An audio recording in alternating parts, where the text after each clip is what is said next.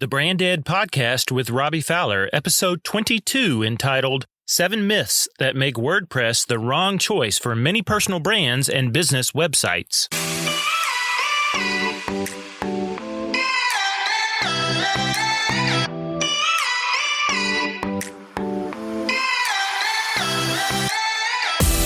Welcome to the Brand Ed Podcast with Robbie Fowler, the show that helps you build a life-giving personal brand and business. I believe the chaos and confusion around branding, marketing, and business strategy leads to burnt-out leaders, underperforming businesses, and life-draining brands. The best way forward is to connect your branding, marketing, and business strategy together so you can become a better leader, build a stronger business, and bless the customers you serve.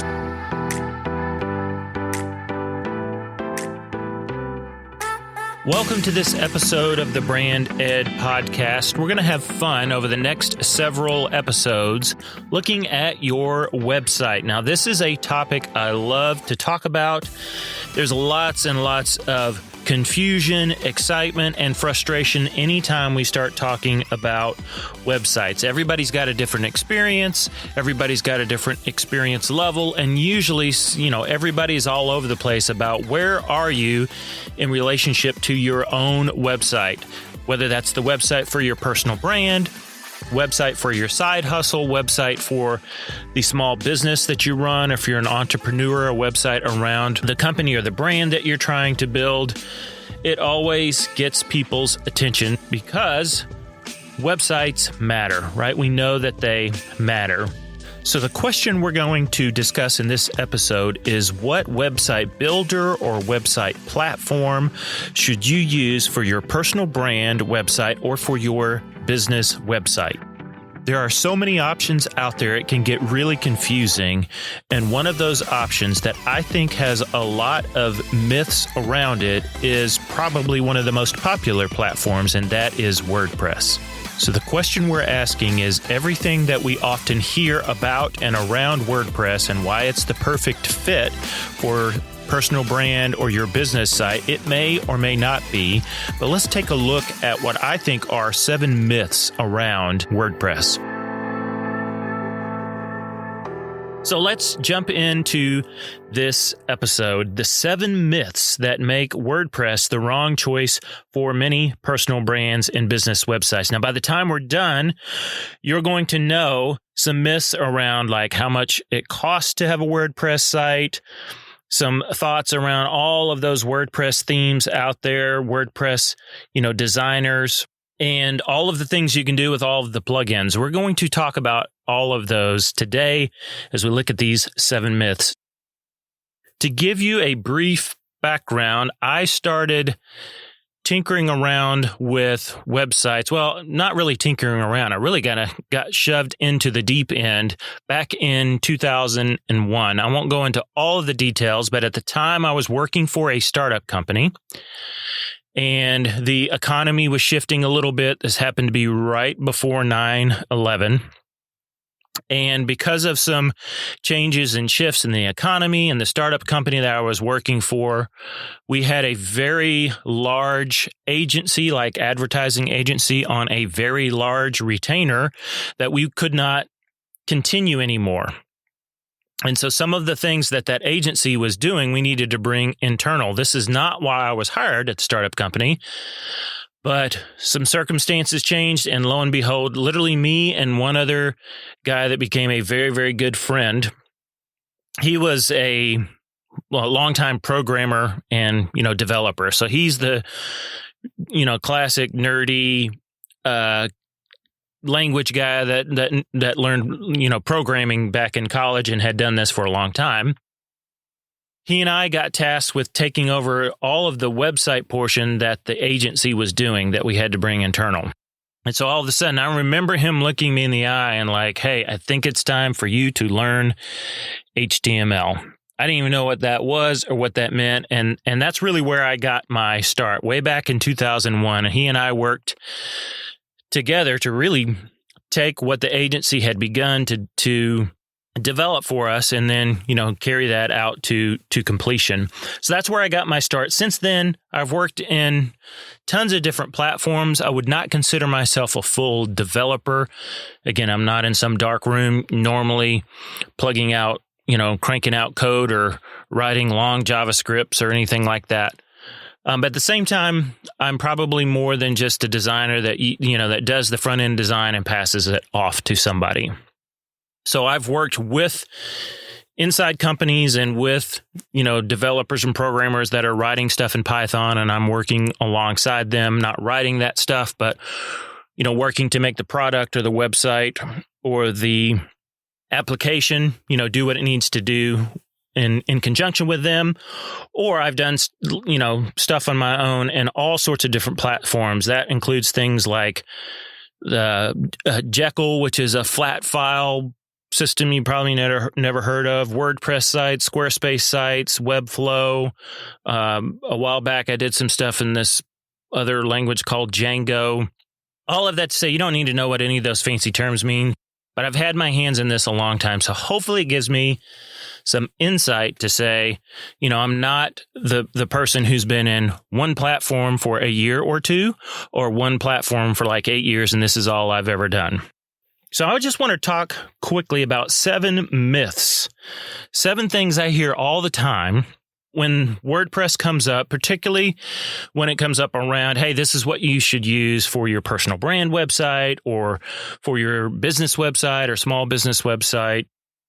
Yes, it's hugely popular and there are some wonderful things about it, but I want to unveil some of these that I think, hey, it's a myth if you think that this is completely true. So the first myth I want to talk about is, hey, WordPress is cheap. Now, everybody may have different familiarity with websites and WordPress, but WordPress itself technically is open source. That means it's free. You don't have to pay money to get your hands on WordPress. It's for free, but in order to actually use it, any normal person like you or me, you have to have a server that runs that free WordPress software. So yes, itself as a platform, it's free.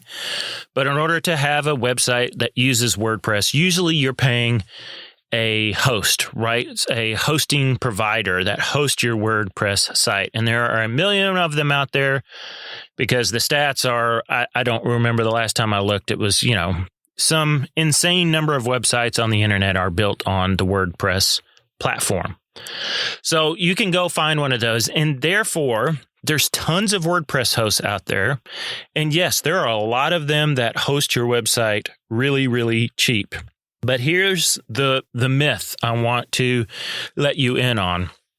Many of these cheap options for hosting your WordPress site, several years back, there's a large international company that began to go grab all of these smaller hosting providers up. It began to go buy them out. And this parent company kind of stays hidden behind a corporate veil. So it's hard to even know that this small WordPress hosting company got bought out by this big kind of conglomerate corporate company. That happens. That's not the main issue. The main issue I have is that big company that bought them all out is pretty shady and has gotten into a fair amount of international trouble. And therefore, I don't love giving my business to them. I don't like what they do when they go gobble up all these smaller hosting companies. People's lives get affected by that. I am not a fan of that parent company at all.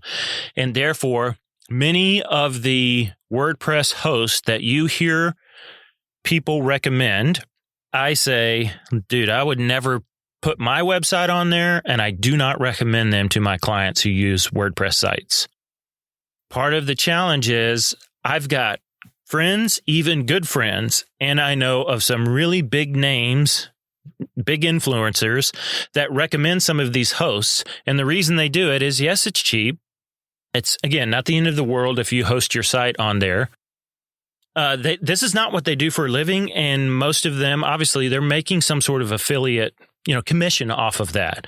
So if I'm a huge influencer with a very large audience and I recommend a host that's, hey, you can go set up your WordPress site for only $4.95 a month, $4.95 is all it costs. I make a little money off of that. And my stuff's all free. Maybe my own stuff is on there, and my stuff's free because of all the affiliate links and traffic I bring in.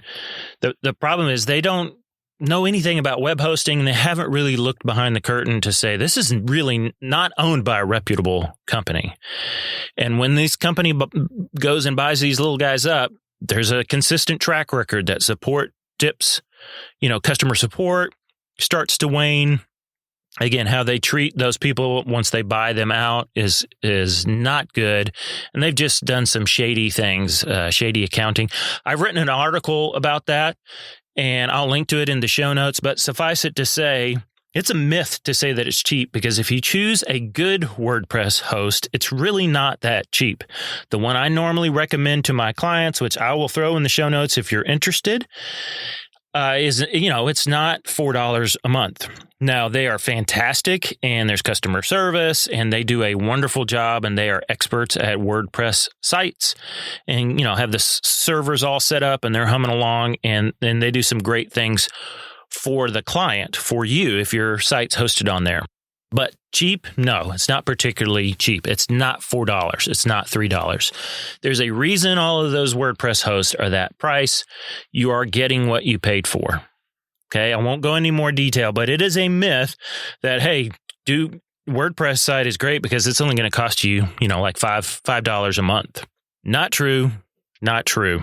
Okay. Yes, you can get it, but that's not the option I would ever recommend to you. Okay, so that's myth number one. It's cheap. And they're really talking about the hosting. And in my opinion, just my opinion, you got to be very careful who you choose as your host. Myth number two. Hey, there's just so many great WordPress themes out there, right? So go WordPress, because you're going to go find some amazing themes out there, and you'll be able to set up a website quickly. Or sometimes the designer or something will say, hey, you go find a theme and, send it to me and I'll buy it and get it installed, and we'll go from there. I'm going to do a whole episode on the theme issue. Yes, there are some great themes out there. There are so many themes out there. How do you know which ones are good themes? How do you know which ones are supported well? It starts to get far more challenging. Just because a theme looks great, it can really start to get messy in a hurry. Some of those themes aren't supported all that great. Some of those themes actually have too much stuff, and it starts to get real cloudy and confusing. So yes, it's nice that there are a lot of themes out there, but I know friends and clients that call me with theme anxiety. Did I choose the right theme? Is there a better theme? Is this the right theme for me? Is this a good theme? Is this, theme have clean code behind it, or is it all bloated in the background that I don't know about? There's all sorts of anxiety that comes around those themes. So it's a myth that, hey, there are a lot of great themes. You just pick one and take off running. That's just not true. That's not reality.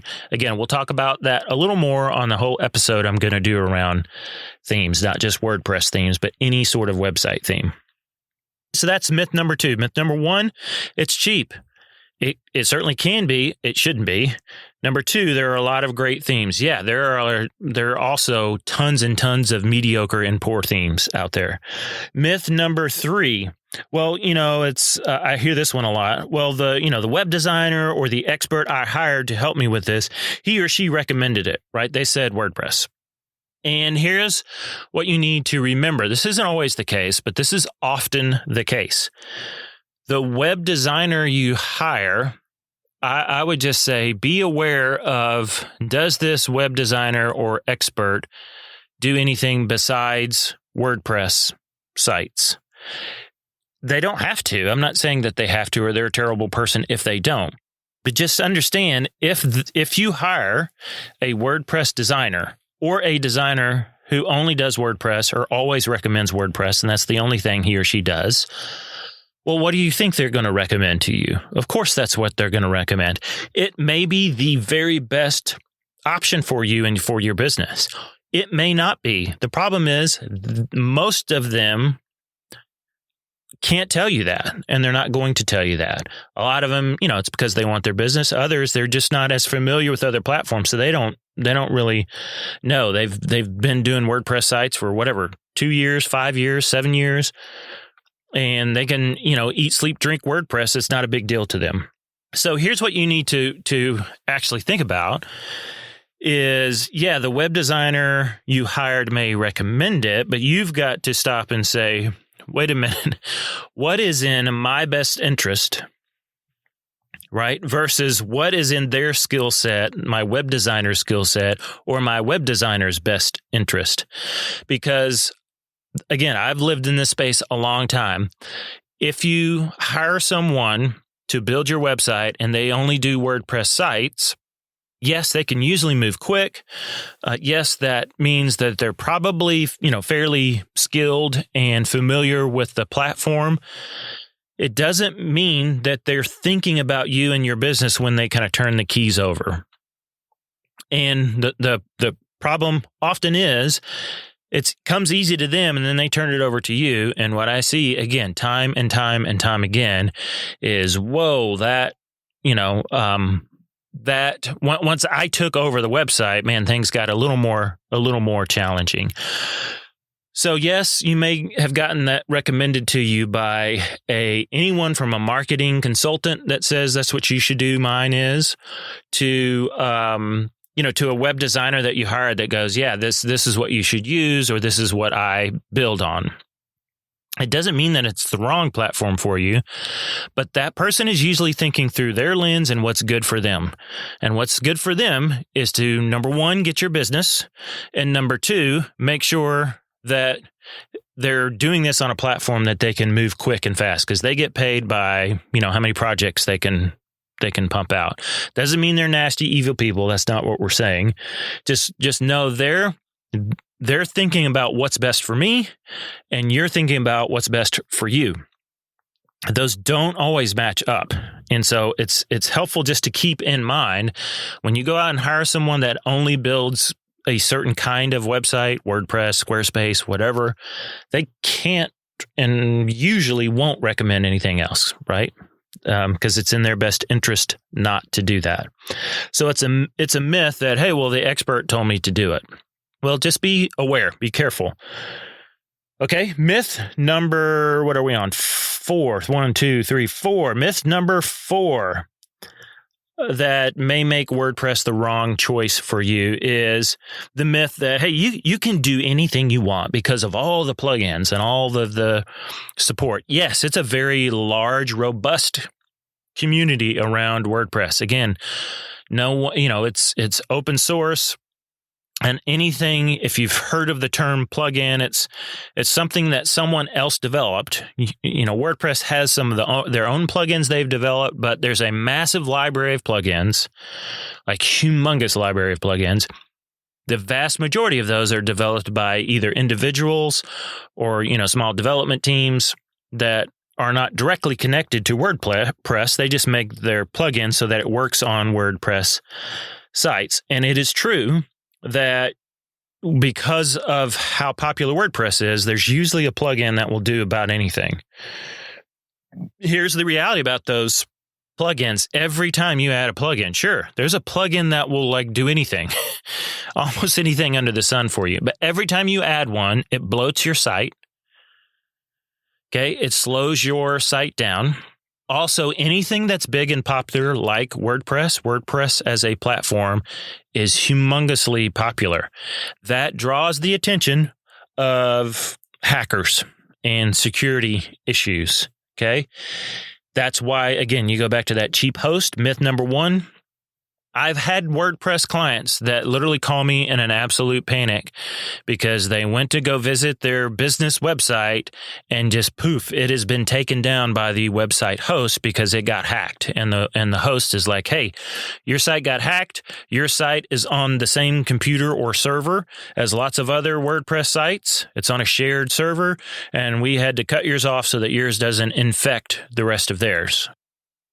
The more plugins you start to use, your site gets bloated. Many security threats that WordPress has where you're vulnerable is actually through those plugins. So you start adding more plugins, you start adding vulnerability. It's like adding more and more doors or entrances, into a big building. And you say, well, if we add all those entrances, then we got to post security guards and cameras. Things start to get more complex. We're more vulnerable because there's more ways to get in and do some not so nice or harmful things.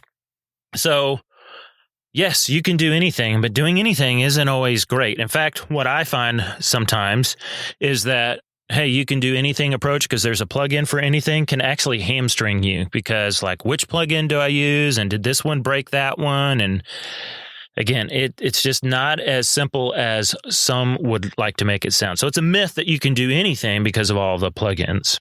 That's only partly true, okay? Here is myth number 5 about WordPress and why it might be the wrong choice for you. Myth number 5, well, WordPress is super powerful and it's easy to maintain. Agreed, it's super powerful. Right? That's what we just talked about. With all of those plugins, there's a lot you can do. And WordPress has been around for a while, so therefore it's a very mature platform. And there's lots and lots that you can do with it. But remember, anytime you add power, something becomes more powerful. When we're talking about websites, website builders, website platforms, the more powerful it gets, you're on a tightrope there. The more powerful it gets, the more complex it gets. Okay, so yes, you can do more with WordPress than you can with other platforms or other website builders for your website. But with that power comes complexity.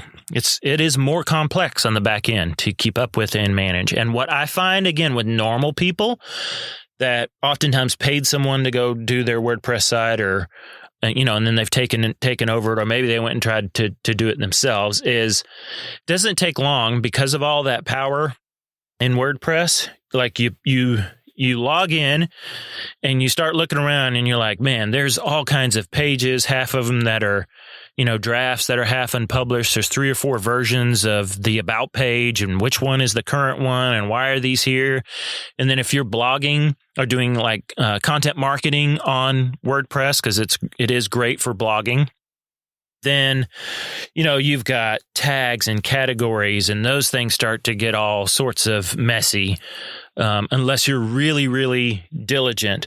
And so it becomes more and more complex and more of a mess. It starts to look like a sock drawer after it's not been paid attention to in a college kid's, dorm for 3 months. It just starts to get messier and messier. So it's a myth to say that it's powerful and easy to maintain. It's really not all that easy. It is, you can do it, but it's not, I wouldn't say it's easy to maintain. Okay. And one other thing that goes along with this is because of the nature of WordPress and how it all works, you can't really take that website and just take it with you and immediately throw it up somewhere else. You can put it on another WordPress host. You can, download it and have all the data and access to the database and back it up or whatever. But you can't just turn around and post it on any normal web server. Okay, so there are some issues there. It's just, again, it's not as simple as, well, it's super powerful and easy to maintain. That's a myth. Okay, myth number 6. Well, it's the best blogging or content marketing platform. It is great for blogging. It is great for blogging if you're a blogger. It's great for blogging if you're using it for content marketing. You have a podcast, and for each podcast episode, you put the show notes out there, whatever.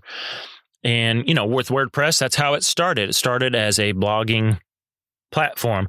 That doesn't necessarily mean it's the best, and it's certainly not the only one or the only way to do it. It is very good at that, but again, with all that power does come some complexity. So I would say it's one of it's one of the great platforms for blogging and for content marketing. It's not the only one. And depending on how you're using it and your individual business and needs would help determine, well, is it the best for you? And does that trump some of the other things?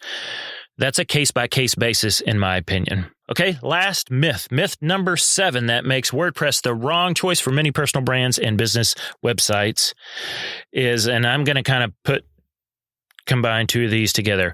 This one doesn't have to do with anything technical. This is just what I hear kind of out there and sense out there. And what I think is the reason why some people ask me, hey, can you do a WordPress site for me or for my personal brand? Here it is. Myth number 7. Well, it's the only platform for anyone who's serious about their brand or business, right?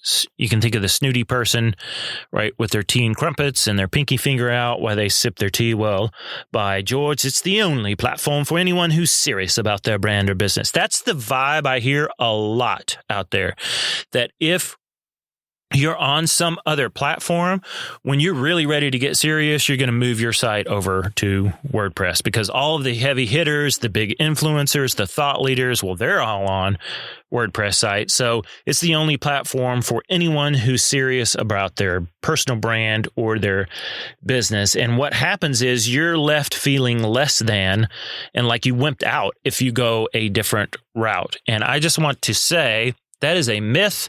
I'll even say that one is a flat out lie. So don't let someone convince you that I'm a big thought leader or he or she's a big thought leader. They're on WordPress. So if you want to ever get to their status or their level, then you've got to be on the same platform. That may be true, but it also is a myth to say that's always true.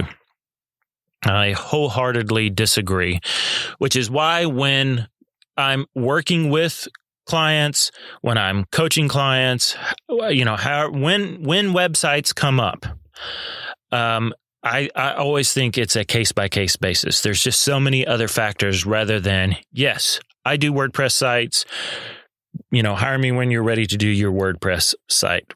The problem is, how do you know if that's the best platform? Unless you're in this world a lot and you're very, very familiar with it, there's no way that you would know about that any more than I would know, right, about my own automobile. I know some basics about oil changing and batteries and that kind of stuff. And, if an alternator's clicking, man, you get in beyond those 2 or 3 things, I have no idea. And so it'd be foolish of me to say, oh, it's always this, or you have to do this with your car engine when you run into problems. So I hope that's helpful. I hope maybe you take a deep breath and go, man, I was feeling all this pressure about WordPress. Hopefully that peels back the curtain and makes you think a little bit that it is a great, great platform. Again, if you're on there, awesome. I'm just saying there are some myths that get floated out there like they're absolute truths written in stone, dropped down from the heavens. And I would disagree with, having been in this game a long, long time, I would disagree that those are written in stone and universally true for all people, all times, all personal brands, all businesses. So I hope you enjoyed those 7 myths. We're going to keep talking about your website in these next several episodes, and I'll have some pretty cool stuff coming your way if you're like, man, I could really use some help figuring out my website. Stay tuned. There's going to be a lot more about that in the next several episodes. In the meantime, thanks for joining me on today's episode. We're going to continue looking at your website over the next several episodes, so make sure you keep coming back. And please share this podcast with a friend. You can either go on iTunes and rate it and give it a good review, and that'll get it into the hands of more people. Or if you want to, take the more immediate direct approach, you just use the share button on the top of your phone. When you click on this, usually in whatever podcast app you're listening to, there's that little up arrow that allows you to share this episode, and you can text it right to a friend and have them listen along with you. Until the next episode, I hope you have a great rest of your week and go and build a life-giving brand.